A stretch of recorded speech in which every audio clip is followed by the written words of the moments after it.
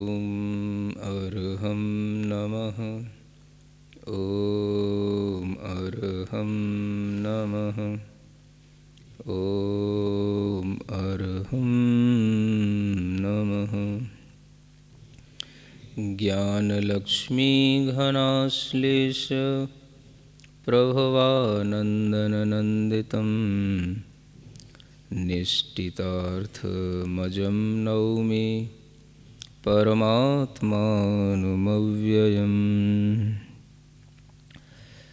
आचार्य गुरुदेव के चरणों में नमोस्तु करते हुए आचार्य शुभचंद्र देव विरचित यह पदस्थ ध्यान का वर्णन यहाँ पर आज प्रारंभ किया जाता है। कल आप लोगों ने पिंडस्थ ध्यान का वर्णन पूर्णतया सुन लिया था, जिसमें 5 प्रकार की धारणाओं से अपने शरीर में स्थित अपने आत्म तत्व को कैसे ध्यान का विषय बनाया जाता है, यह बताया गया था।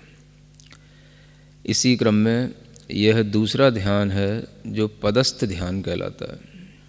कौन सा ध्यान? पहले कौन सा किया था? पिंडस्थ। नाम तो याद रखना कम से कम। पदस्थ ध्यान का वर्णन करते हुए यहाँ पर यह अष्टत्रिंश माने 38 नंबर का यह सर्ग है, जिसमें पहला श्लोक पढ़ा जाना है। पदान्यालम्ब्य पुण्यानि योगिभिर्यद्विधीयते तत्पदस्थं मतं ध्यानं विचित्र नयपारगहि। कहा जा रहा है, पदों का आलम्बन लेकर के जो योगियों के द्वारा ध्यान किया जाता है उसको पदस्थ ध्यान कहते हैं। लेकिन वह पद भी पुण्य पद होने चाहिए, है ना। क्या एक शब्द यहाँ पर विशेषण के रूप में रखा है? पुण्यानि पदानि। पद कैसे होने चाहिए? पुण्य पद, जिनका हमें ध्यान करना है ना। पद का मतलब समझते हैं आप लोग? पद का कई रूप में अर्थ समझा जाता है। एक पद वह भी होता है जिससे हम किसी भी चीज़ को कहना चाह रहे हैं और उसको कहने के लिए जो भी हमें शब्दों का संयोजन करना पड़ता है और जितने शब्दों में हम अपनी बात पूरी कह पाएँ उसको भी एक पद कहा जाता है ना। अगर आपने संस्कृत व्याकरण पढ़ी हो तो उसमें सुबंत तिगंतम इति पदम, उसमें सुबंत तिगंत इनको पद कहा जाता है। सुबंत तिगंत क्या होते हैं? कोई भी शब्द के पीछे जो हम प्रत्यय लगाते हैं, है ना, वो सुबंत में आते हैं। और जो धातुओं के पीछे जो हम प्रत्यय लगा करके उनकी क्रियाएं बनाते हैं वो तिगंत में आते हैं। उनको हम पद कहते हैं। जैसे कि भू धातु थी, अब उसमें कई तरह की व्याकरण लगने के बाद में उसका रूप बनता है पहला भवती, तो ये एक पद बन गया भू धातु का भवती। इससे आपको यह पता पड़ेगा कि वर्तमान में क्रिया हो रही है, तो एक अर्थ उत्पन्न हुआ। भू से कोई अर्थ उत्पन्न नहीं हो रहा, लेकिन जब हम भवती कहते हैं तो अर्थ उत्पन्न होता है ना। भू शब्द अलग है और भू क्रिया अलग है। जब हम शब्द की बात करेंगे तो भू शब्द में जब प्रथमा विभक्ति का प्रयोग करेंगे तब हमें पता पड़ेगा कि हाँ, भू माने यहाँ पृथ्वी के लिए कहा जा रहा है ना। तो ये पदों के माध्यम से हम व्याकरण में अर्थ की ओर पहुँचते हैं और हमें ये ज्ञान में आता है कि क्या इस शब्द का यहाँ पर प्रयोग है और क्या इसका अर्थ हो सकता है। इसको पद के माध्यम से जाना जाता है। तो पद कई प्रकार के होते हैं। एक पद श्लोकों के भी पद होते हैं, जैसे ये श्लोक ही हैं मान लो, इनको भी 4 पदों में विभाजित किया जाता है ना। यहाँ पर जैसे श्लोक लिखा हुआ है, पदान्यालम्ब्य पुण्यानि योगिभिर्यद्विधीयते। तो ये एक लाइन में 2 पद हो गए। 8 अक्षरों का एक पद माना जाता है। आप एक पद जब पढ़ेंगे तो उसमें 8 अक्षर पढ़ लिए जाते हैं। एक श्लोक के एक पद में 8 अक्षर हो जाते हैं। जैसे आपने पढ़ा पदान्यालम्ब्य पुण्यानि इसी श्लोक में, तो इसमें 8 अक्षर हो गए, है ना। पदान्यालम्ब्य, है ना, इसमें 1 2 3 4 और 5 अक्षर हो गए। छोटे अक्षरों को, आधे अक्षरों को नहीं गिना जाता। और पुण्यानी में 3 अक्षर हो गए, 8 अक्षर हो गए। ऐसे 8 अक्षरों का एक पद कहलाता है। तो पद अलग अलग जगहों पर अलग अलग रूप से व्याख्यायित होते हैं। जो शास्त्रों के पद होते हैं, जिनके माध्यम से शास्त्रों की रचना होती है, वो पद और बड़े बड़े होते हैं, है ना। तो ऐसे करके जो 16 से 34 करोड़ इत्यादि का एक पद होता है, ये इतने वर्णों का एक पद माना जाता है, जिससे शास्त्र की द्वादशांग शास्त्रों की रचना होती है। तो अलग अलग तरह के पदों का व्याख्यान अलग अलग जगह पर मिलता है। यहाँ पर अपने को प्रयोजन बस इतना ही है, कहा जा रहा है कि हमें पदों का आलम्बन लेना पड़ेगा ध्यान करने के लिए, है ना। पिंडस्थ ध्यान करने के लिए हमने धारणाओं का आलम्बन लिया था, और पदस्थ ध्यान करने के लिए हमें पदों का आलम्बन लेना पड़ेगा। तो वह पद जो होते हैं वो पुण्य पद होने चाहिए, है ना।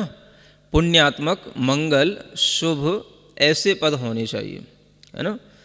तो उन पदों का ध्यान करके भी जो हम अपने मन को स्थिर करते हैं, उसका नाम भी पदस्थ ध्यान कहलाता है। तो उन पुण्य पदों में यहाँ पर मुख्य रूप से आपको स्वर, व्यंजन और उससे निर्मित होने वाले जो मंत्र हैं, उनके बारे में बताया जाना है ना। वो पुण्य मंत्र जो स्वरों से, व्यंजनों से निर्मित हुए हैं, स्वर भी अपने आप में पद हैं, है ना, पदों के ही एक रूप हैं। व्यंजन भी उसी पदस्थ ध्यान में आ जाते हैं। स्वर व्यंजनों के मिलने से जो पद बनते हैं, कोई मंत्र बनते हैं, जैसे अरहम है, ह्रम है, रीम है, रूम है, ओम है, ये सभी जो है पुण्य पद कहलाते हैं।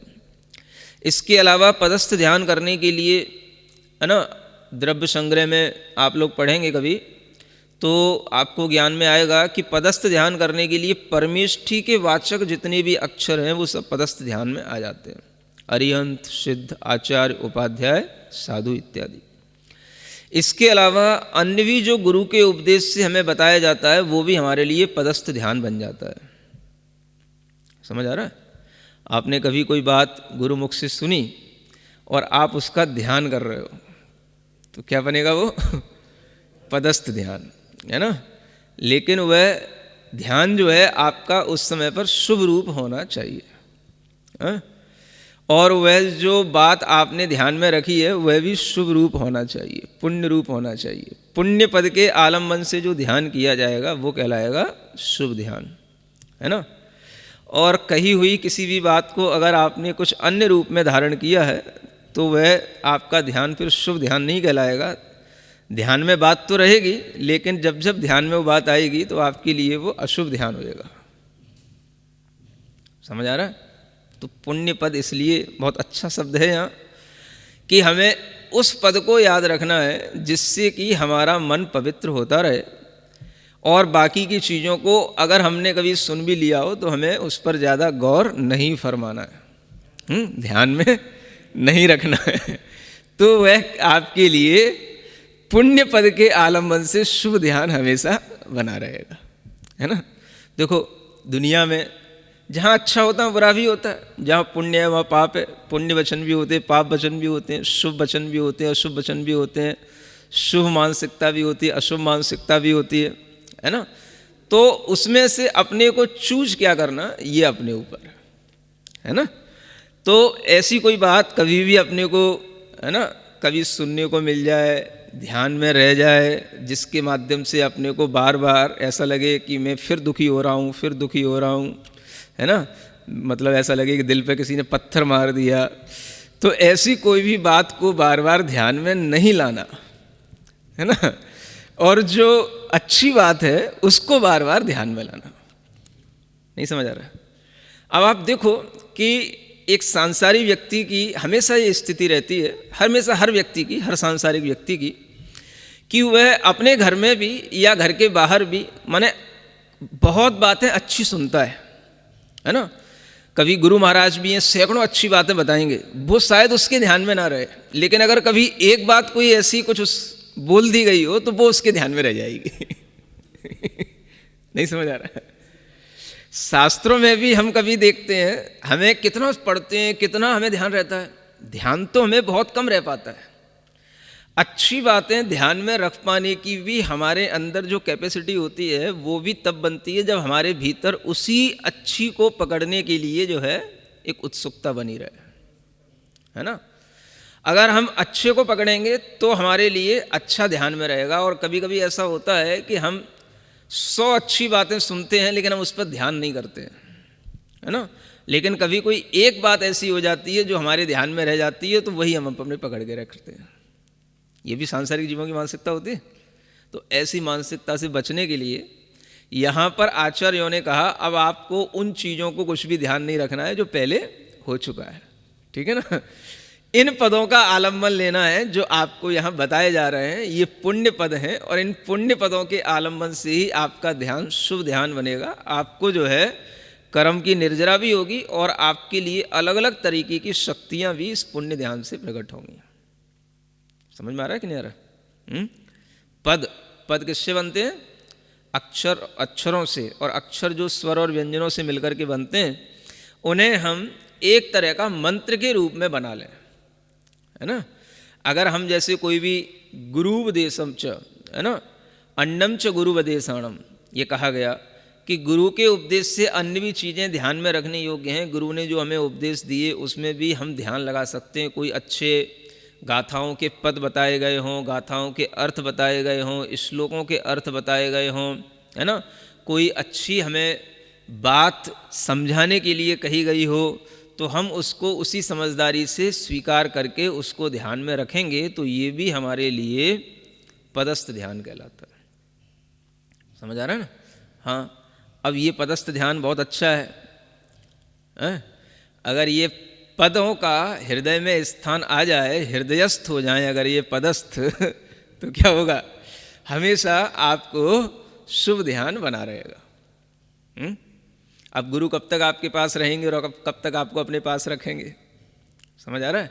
गुरु अपने शिष्य को दूर भी भेज देते हैं तो शिष्य जो है हमेशा गुरु के उन बातों को ध्यान रखता है जो उसने गुरु के पास में रहते हुए सीखी, है ना, जो अच्छी लगी। समझ आ रहा है? और उन अच्छी बातों को ध्यान में रखते हुए ही वो सोच लेता है, चलो हमें ये बातें अच्छी लगी, ये बातें हमारे काम की थी, है ना, उन्हीं को ध्यान में रखना, बाकी और कुछ ध्यान में नहीं रखना जो अपने काम का नहीं था। अब अगर शिष्य की आदत ऐसी हो कि भाई जो चीज़ हर्ट कर गई हो तो वो ध्यान में रखे और बाकी गुरु ने सब सिखाया वो ध्यान में ना रखे, है ना, तो ये फिर शिष्य कभी भी शुभ ध्यान में पारंगत नहीं हो पाएगा। इसलिए आचार्य कहते हैं गुरु के द्वारा बताया हुआ जो ज्ञान होता है उसको भी हम अपने ध्यान का विषय बनाते रहें। कब हमसे क्या कहा गया था और उसका ध्यान करने से हमारा मन, है ना, सही बनता है, हमें अपनी गलती महसूस होती है या हमारा मन सही रास्ते पर आ जाता है, तो वह भी हमारे लिए अच्छा ही ध्यान है। क्या समझ आ रहा है? ये तो शिष्य की योग्यता होती है कि वह गुरु की डांट को भी, गुरु की बात को भी, गुरु की कड़वी वचन को भी जो है, अगर शिष्य जो है नहीं समझ आ रहा है ना, समझदार है, तो वह उसको भी अच्छा मान करके हमेशा ध्यान रखता है कि देखो गुरु ने अगर डांटा भी था, कहा भी था, तो शायद अच्छे के लिए ही कहा था, है ना। ऐसा नहीं कि गलती गुरु की थी, गलती तो हमारी ही थी। ये कौन सोचता है ना? हाँ, जो अच्छा शिष्य होता है वो हमेशा यही सोचता है। तो उसे गुरु की डांट भी याद आती है, गुरु के वचन भी याद आते हैं, लेकिन गुरु पे गुस्सा नहीं करता, है ना। ये उस शिष्य की बहुत अच्छी विशेषता मानी जाती है। तो वही शिष्य जो है उस गुरु की बात को ध्यान में रखते हुए वह पदस्थ ध्यान कर लेता है, और बहुत कम बातें होती हैं ध्यान में रह पाती हैं। समझ आ रहा है? हम भी कभी सोचते हैं तो कई बार के गुरु ने क्या बताया था, इतना पढ़ाया था, अब ध्यान तो कुछ रहता नहीं, इतना पढ़ाया था, लेकिन फिर भी कुछ बातें ऐसी होती हैं जो ध्यान में बनी रहती हैं, है ना। कुछ उदाहरण, कुछ तथ्य, कुछ समझाए, कुछ ऐसी बातें जो ध्यान में रहती हैं, भले ही हम वह दूसरों से नहीं कह सकते, लेकिन वो हमारे ज्ञान के लिए पर्याप्त होती हैं, तो हम उन्हें अपने ध्यान में रख करके अपने आत्म कल्याण के लिए वो चीज़ें पर्याप्त है। समझ आ रहा है? अब हर गुरु की बात को सबके सामने कहना जरूरी नहीं है, प्रदर्शित किया जाए, लेकिन वह शिष्य ध्यान में रखता है, ज्ञान में रखता है कि हमें गुरु ने ये अच्छी अच्छी शिक्षाएं दी हैं। भले ही ये शिक्षाएं सबके लिए दी हों, लेकिन हमारे लिए पर्सनली अलग से गुरु ने हमको दी हैं, तो माने हमारे लिए शिक्षा ध्यान रखने योग्य है। समझ आ रहा है? ये जो हम हमेशा अच्छी बातों को ध्यान रखने की एक मानसिकता बनाए रखते हैं, इसी को पदस्थ ध्यान कहा जाता है। हाँ, गुरु की किसी भी तरीके की आपके ऊपर प्रसन्नता, मुस्कुराहट, आपसे बोलना, किसी भी तरीके की कोई भी चीज़ जो आपको याद आती रहती है, वो सब आपके लिए पदस्थ ध्यान का विषय बन सकती है। इतना ही नहीं जो शास्त्रों में लिखा है ना, कुछ अपने अनुभवों से भी बताया जाना जरूरी है कि नहीं? नहीं समझ आ रहा है? हाँ, कितनी बार हम गुरु के सामने गए, हमने गुरु को प्रणाम किया, नमोस्तु किया, ये भी हम ध्यान में रख सकते हैं। हाँ? कितनी बार हमने गुरु की सेवा की, वैयावृत्ति की, ये भी ध्यान में रख सकते हैं। कितनी बार गुरु की सेवा से गुरु प्रसन्न हुए, लेकिन उन्होंने कुछ कहा नहीं, लेकिन उनकी प्रसन्नता हमें महसूस हुई, ये भी हम ध्यान में रख सकते हैं। नहीं समझ आ रहा है? अब जरूरी नहीं कि उसको लिखा जाए, बताया जाए, डेट वाइज, स्थान वाइज, कि उसका संस्मरण बनाया जाए, है ना। वो सब अपने लिए आनंद देने वाली चीजें हैं बस। हाँ, ये सब हम समझते हैं पदस्थ ध्यान में आ जाता है। समझ आ रहा है? हाँ, माने गुरु की संगति में रहते हुए, गुरु के पास उठते बैठते, उनके पास में बातचीत करते हुए, है ना, कभी किस तरीके से गुरु ने हमसे रिएक्ट किया, किस तरीके से हमने उनकी बात का रिएक्ट किया, अच्छा भी किया, बुरा भी किया, लेकिन ओवरऑल सब बढ़िया। समझ आ रहा है ना? तो ये जो एक ध्यान जो आपका गुरु के प्रति भी रहेगा, ये भी सब जो है एक क्या है? पदस्थ ध्यान है ना। समझ में आ रहा है? हाँ, ये व्याख्या जो है आपको शास्त्रों में नहीं मिलेगी। शुभ पदों का आलंबन लेना है ना। तो पद वचनात्मक भी होते हैं, और पद माने स्थान भी होता है, और पद पद पर, जैसे बोलते हैं ना, पग पग पर, है ना, हमें संभालो, पग पग पर हमें हाथ पकड़े रहो, पग पग पर हमारे लिए ध्यान रखना। तो पग पग पर माने पद पद पर। समझ आ रहा है? हर स्थान स्थान पर, हर पद पर है? तो इस पग को ही पद कहा जाता है। पद का मतलब केवल उतना ही नहीं जो यहाँ पे बताया जाने वाला है, वो भी बताएंगे, लेकिन आप अपने दिमाग को इतना विस्तारित करके रखो कि पद का मतलब होता है जो चीज़ें हमारे लिए हमेशा काम आने वाली हैं, जिनसे हमारा विचार, ध्यान, समझ हमेशा अच्छी बनी रहे, वो सारे के सारे पद शुभ पद कहलाते हैं। और उसके अलावा अगर आपको गुरु का लाभ ना मिले, तो आप इन पदों का भी आलंबन लें जो यहाँ बताया जा रहा है। समझ आ रहा है? अन्यथा गुरु के द्वारा बताए हुए पदों के माध्यम से भी बहुत कुछ आपको ध्यान में रख करके आपका ध्यान अच्छा बना रह सकता है। ठीक है ना। तो सबसे बड़ी बात है कि हम हमेशा शुभ को अपने पास में रखने की चेष्टा करें। शुभ को, शुभ वचनों को, शुभ अक्षरों को, शुभ पदों को, है ना, शुभ विचारों को, शुभ चेष्टाओं को, वो ध्यान में रखें। और बाकी सब होता है कुछ नहीं। समझ आ रहा है? उसका ध्यान करके अपने को कभी परेशान करने की कोशिश न करें। क्या समझ आ रहा है? नहीं तो फिर क्या होगा? अगर आपको कोई अशुभ का ध्यान ज़्यादा रहेगा, है ना, तो आपको हमेशा लगेगा कि यह गलती जो है, अगर आपको देखो, अशुभ भी शुभ के रूप में परिवर्तित हो जाएगा जब आप अपनी गलती मान लोगे, है? और अगर आप उसको ये समझोगे कि नहीं, ये उन्होंने ऐसा ही कहा था, उन्होंने इसलिए ऐसा कहा था, ऐसा सोच के रखोगे, तो वह जो है क्या हो गया? वो आपके लिए अशुभ ध्यान हो गया, भले ही उनका इंटेंशन वैसा हो या ना हो। समझ आ रहा है? तो ये हमेशा शुभ पदों का आलंबन लेना, है ना, ये पदस्थ ध्यान का बहुत अच्छा कार्य है। और इसके माध्यम से देखो आप कितने अच्छे ढंग से ध्यान लगा सकते हो, है ना। जो भी आपने गुरु के पास रह करके सीखा, गुरु के उपदेशों से सीखा, गुरु की चेष्टाओं को देख करके सीखा, वह बस आप अपने दिमाग में रखो। आपका ध्यान चल रहा है, शुभ ध्यान चल रहा है। नहीं समझ आ रहा है?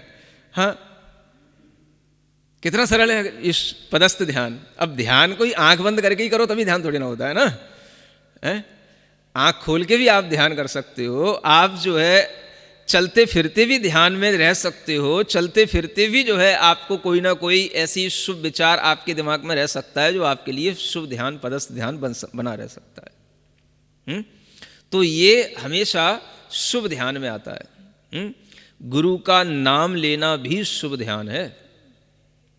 क्या समझ आ रहा है? गुरु के नाम के भी अक्षर शुभ होते हैं, वो भी मंत्र रूप होते हैं, है ना। और उन मंत्रों के भी अक्षरों से भी आपके अंदर शुभ भाव पैदा होंगे। हाँ, जैसे तीर्थंकरों के नाम होते हैं, उनके नाम भी अपने आप में मंत्र होते हैं कि नहीं होते? आप कोई भी विधान करते हो, पूजा करते हो, क्या बोलते हो? श्री वर्धमान जिनेन्द्राय नमः, है ना, श्री पार्श्वनाथ जिनेन्द्राय नमः। हाँ, तो ये पार्श्वनाथ, ये वर्धमान, ये नाम भी आपके लिए शुभ हो गया है। ये नाम भी अपने आप में मंगल कहा गया है, ये भी शुभ भाव है, और ये भी अक्षर शुभ हैं, और ये भी जो है पद, इन पर भी अगर आप ध्यान करते हो तो ये भी मंत्र ध्यान कहा गया है। आगे बहुत सारे तरीके के मंत्र बताए जाने वाले हैं। हाँ, तो ये सब पदस्थ ध्यान में आ जाता है। अगर आप केवल पार्श्वनाथ पार्श्वनाथ पार्श्वनाथाय नमः, वर्धमानाय नमः, ऋषभ देवाय नमः, विद्यासागराय नमः, समझ आ रहा है? केवल आप इतने नाम का भी याद रखते हो, ध्यान रखते हो, तो भी यह आपके लिए पदस्थ ध्यान चल रहा है। हैं? हाँ, करते रहो, क्या दिक्कत है? धर्म ध्यान तो है। हाँ, अब आप कहते हो ध्यान करने के लिए हमें बताओ कैसे करें, क्या करें। अरे भाई, कोई पहाड़ तोड़ना है क्या ध्यान करके? है? लोग कई बार इस तरीके से प्रस्तुत होते हैं कि जैसे कोई अभी कोई पहाड़ तोड़ करके, कोई किला फतेह करके और कहीं जो है विजय पताका फहराने जा रहे हो कि ध्यान की विधि बताओ कि ध्यान करना है। अरे भाई, सिंपल, जहां आपके लिए मन लग जाए, जिसको आप इष्ट मान रहे हो, उसके प्रति थोड़ा श्रद्धा रख करके उसका नाम स्मरण तो करो। हाँ, अपने आप शुभ ध्यान होएगा। अब आप कहो श्रद्धा भी है, नाम भी लेते हैं, और कभी आपको भीतर से नाम लेने का मन ना करे, तो कैसी श्रद्धा? देखो, मैंने ये भी देखा, अमरकंटक में जब आचार्य श्री के साथ में थे, तो बहुत सारे वहाँ पर अजैन बाबा लोग आया करते थे। अमरकंटक में अजैन बाबा लोग बहुत से रहते हैं। तो वहाँ एक बाबा आया, तो वो बाबा एक मौन साधना में रहता था, मौन ही रहता था बस, है ना। और बस उसका एक काम था, राम राम राम राम राम राम राम राम, बस राम नाम, केवल एक नाम लेता था, बस एक राम राम राम राम। समझ आ रहा है? तो उसका नाम ही रख दिया था लोगों ने कि ये नाम जाप करता रहता, नाम जाप को करने वाला बाबा, नाम जाप, बस नाम जाप करता रहता है, राम नाम की बस केवल जाप करता रहता। समझ आ रहा है? अच्छा, एक बाबा ऐसा भी था कि वो जैसे आया, बैठा रहेगा, राम राम राम राम राम राम राम राम। उससे पूछोगे क्या नाम तुम्हारा, उसे नाम बता दिया, फलाने चंद, बस फिर राम राम राम राम राम राम राम राम। समझ आ रहा है? फिर बैठा रहेगा, फिर कोई बात कर ली, बात उतनी कर ली, और बात करने के बाद में फिर वही राम राम राम राम राम राम राम। ये आप समझो, दूसरे लोग भी ये साधना करते हैं। अब ये क्या है? ये सब पदस्थ ध्यान है। समझ आ रहा है? आप बार बार राम राम राम राम राम का नाम ले रहे हो, उन्हें राम के नाम पर इतनी श्रद्धा है कि वो राम के नाम से ही ध्यान कर रहे हैं। तो कोई अनजान होगा, मजाक भी बनाएगा, लेकिन समझदार होगा तो क्या समझेगा? देखो, ये पदस्थ ध्यान का ही रूपांतरण है। समझ आ रहा है? हरि हरि हरि हरि हरि हरि। समझ आ रहा है? इसी तरीके से अरिहंत अरिहंत अरिहंत अरिहंत, सिद्ध सिद्ध सिद्ध सिद्ध। समझ आ रहा है? ओम ओम ओम, अरहम अरहम अरहम। जो भी आपको नया, अच्छा, पुराना, कैसा भी जो चीज़ आपको अच्छी लगे, एक नाम भी अगर आपके स्मरण में बार बार आता है तो वह भी आपके लिए पदस्थ ध्यान है। ओम अरहम नमः। क्या समझ आ रहा है? आपको याद आना चाहिए बस। तो ये भी एक साधना है ना। लोग करते कुछ नहीं है, सुनते सब हैं। साधना तो करने से आती है, और जब साधना की जाती है तो उसमें ही ध्यान रखना पड़ता है, उसी में ही ध्यान रखा जाता है। तो जब भी आप अगर इस तरीके की कोई साधनाएं भी ग्रहण करें तो वह भी एक साधना का रूप ले सकती हैं कि हम केवल किसी भी मंत्र के रूप में ओम ओम ओम ओम ओम का सिद्ध सिद्ध सिद्ध सिद्ध, अरिहंत अरिहंत अरिहंत अरिहंत सिद्ध, ओम अरहम, किसी भी तरीके की मंत्र साधना में आप अपना मन लगाएंगे, ये सब यहाँ पर शुभ पदों के आलम्बन से होने वाला पदस्थ ध्यान कहलाएगा। ठीक बात है। ओम अरहम नमः, ये भी आपको बार बार स्मरण रहेगा, तो आप क्या कर रहे हो? पदस्थ ध्यान कर रहे हो, है ना। पिंडस्थ ध्यान में भी अरहम की भूमिका आपने देखी, अरहम के माध्यम से पिंडस्थ ध्यान हुआ। आगे यहाँ पदस्थ ध्यान में भी अरहम का बहुत अच्छा वर्णन किया जाने वाला है। समझ आ रहा है? हम क्या वर्णन करेंगे? जो आचार्यों ने किया है उस वर्णन को सुनना है। अरहम का कितना महत्व है, ओम का भी महत्व बताया जाएगा, जिसको प्रणव अक्षर प्रणव मंत्र कहा जाता है, और ये अरहम भी मंत्रराज कहा गया है, इसका भी यहाँ पर वर्णन आएगा। तो यहाँ आचार्य कहते हैं अगर हम सबसे पहले सिंपल रूप में ध्यान लगाना चाहते हैं तो हम एक ध्यान लगाने की यहाँ पर चेष्टा कर रहे हैं, जो यहाँ बताया जा रहा है वर्ण मात्रिकाओं का ध्यान। क्या बोलते हैं इसको? वर्ण मात्रिका। वर्ण मात्रिका का मतलब वर्णमाला, जो आपकी भाषा में क्या बोलते हैं इसको? अल्फ़ाबेट्स का। जो वर्ण होते हैं, स्वर और व्यंजन, जो आप भूल चुके हो, वही जो है ध्यान के सबसे पहले यहाँ पर विषय बनाए जा रहे हैं, क्योंकि अक्षर का मतलब ही होता है जो क्षरण को प्राप्त न हो उसी को अक्षर कहते हैं। अविनाशी होता है अक्षर, है ना। इसलिए सूत्रों में सबसे पहले जो व्याकरण के सूत्र हैं, कातंत्र सूत्रों में ये आया सिद्धो वर्ण समाम्नाय, है ना। वर्णों की जो आमनाय है वो सिद्ध है, स्वयं सिद्ध है, इसी किसी ने बनाया नहीं है। जैसे सिद्ध जो है अनादि से हैं, ऐसे ही वर्ण भी अनादि से हैं।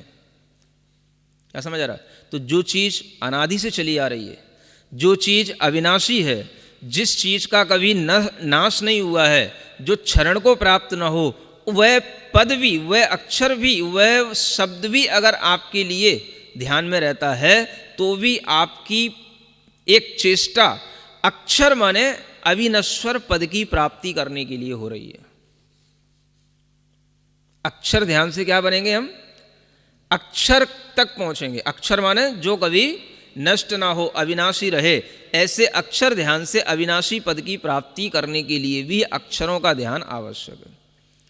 तो जो आपने वर्णमाला पढ़ रखी है बचपन में, समझ आ रहा है, कक्षा 1 में, है ना, वही वर्णमाला अब आपको बड़े होकर के ध्यान का विषय बनाना है। क्योंकि हमने जो छोटे में सीखा है वो तो केवल अपना जीवन चलाने के लिए, यापन करने के लिए सीखा था, लेकिन वह भी वस्तुतः एक बहुत बड़ा संस्कार था जो हमें वर्णमाला को सीखने के पहले एक संस्कार दिया जाता है। शिक्षा का संस्कार, विद्या अध्ययन भी एक संस्कार कहा गया है 53 संस्कारों में, क्रियाओं में।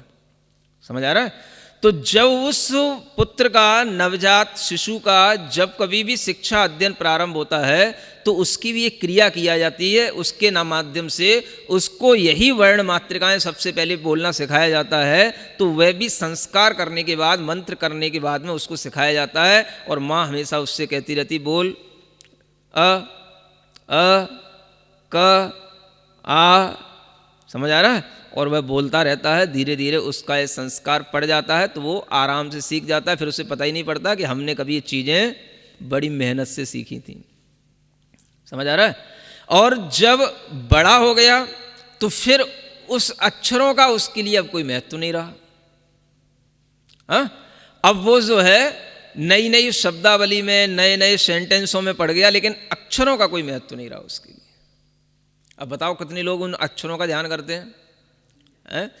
लेकिन यहाँ पर आपको फिर, अब आप बड़े हो गए हो तो अब आप चाहे ये समझ लो कि हम पुनः बचपन में जा रहे हैं, और या फिर आप ये समझ लो कि अब हम बड़े होकर के उन अक्षरों का और अच्छे ढंग से ध्यान करेंगे, तो वो हमारे लिए और ज़्यादा महत्व का होगा।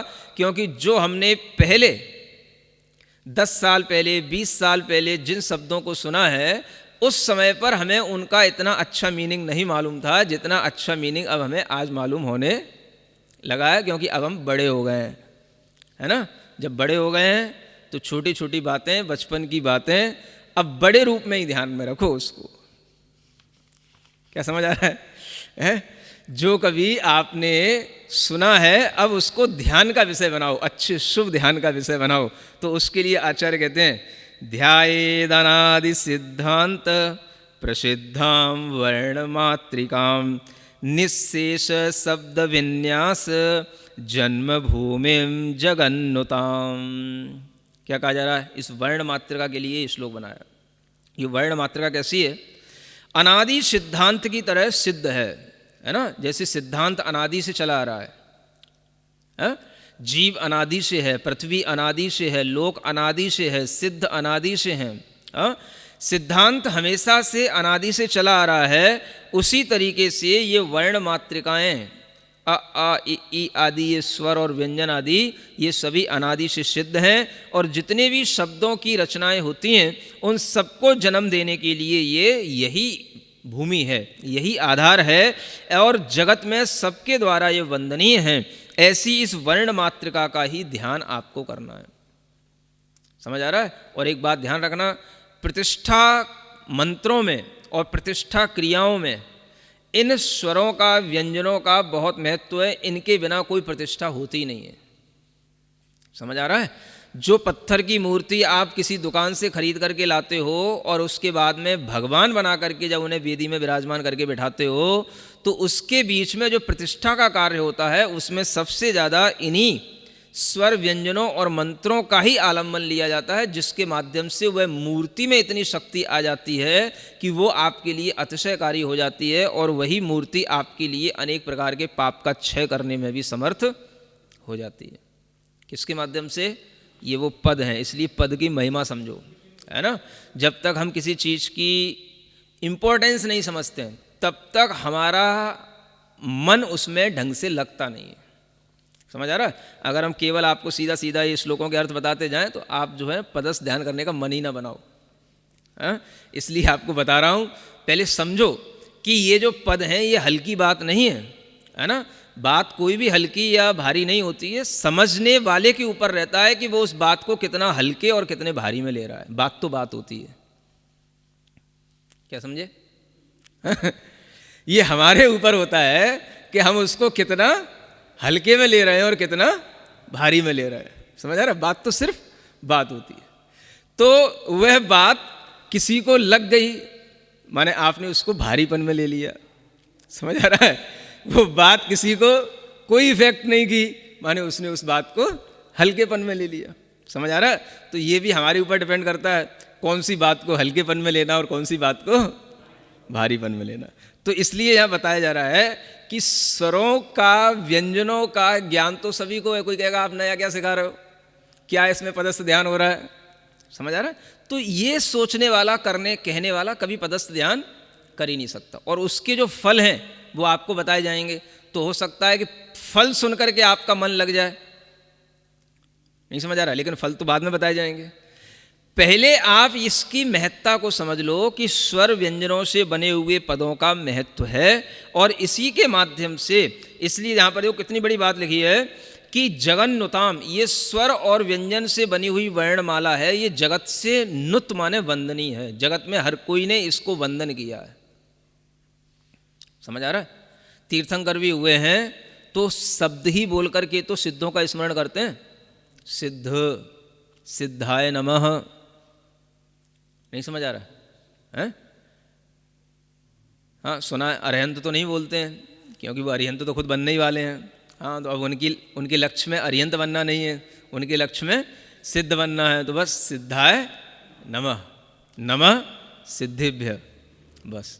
तो नाम ही तो बोले, अक्षर बोले, नमः सिद्धिभ्य। अक्षरों के अलावा क्या है? स्वर और व्यंजनों के अलावा क्या है इसमें? समझ आ रहा है? तो तीर्थंकर भी इन नामों का उच्चारण करते हैं।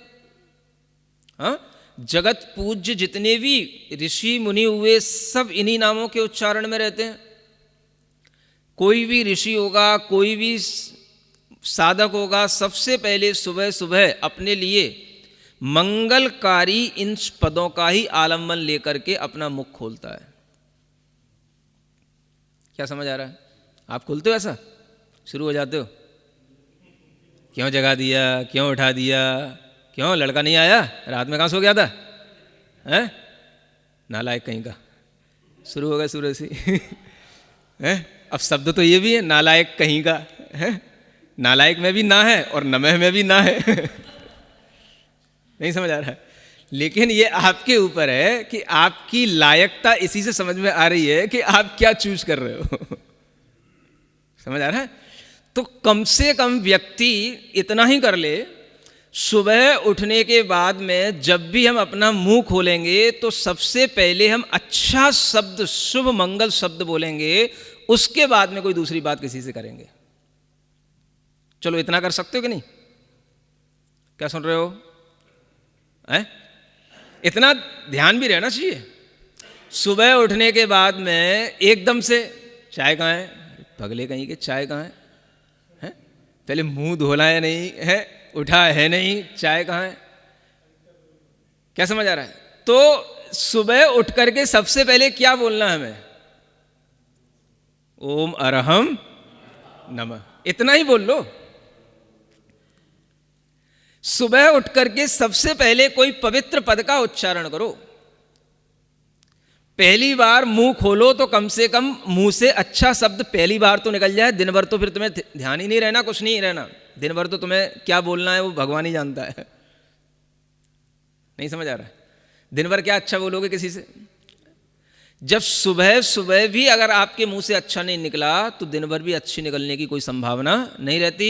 और अगर आपने सुबह इतना भी ध्यान में रखा कि हमें कम से कम सुबह सुबह पहले अच्छा कोई मंगल पद बोलना है, उसके बाद में किसी से कोई बातचीत शुरू करना है। आप देखते हो कई बार लोग जब फोन पर भी बात करते हैं तो सबसे पहले क्या बोलते हैं, जय जिनेन्द्र, समझ आ रहा है, कोई हरिओम, हाँ, तो जय राम, समझ आ रहा है। तो पहले क्या बोला, पहले मंगल, हमारे लिए मंगल पद है, ये पहले बोल लिया, इसके बाद में अब आप बात शुरू करो, नमस्ते, अब शुरू करो, समझ आ रहा है।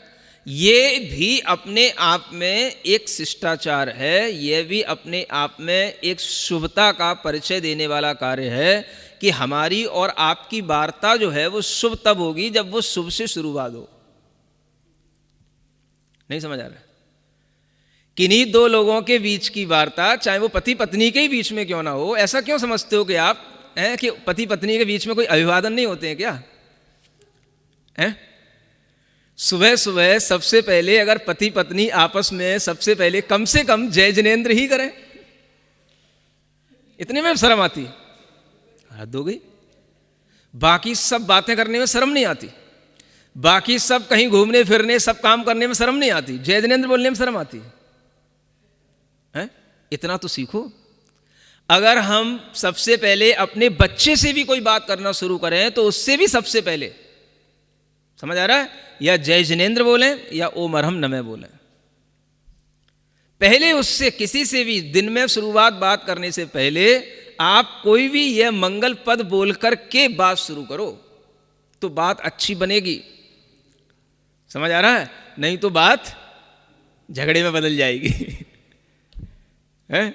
हाँ, क्या होगा,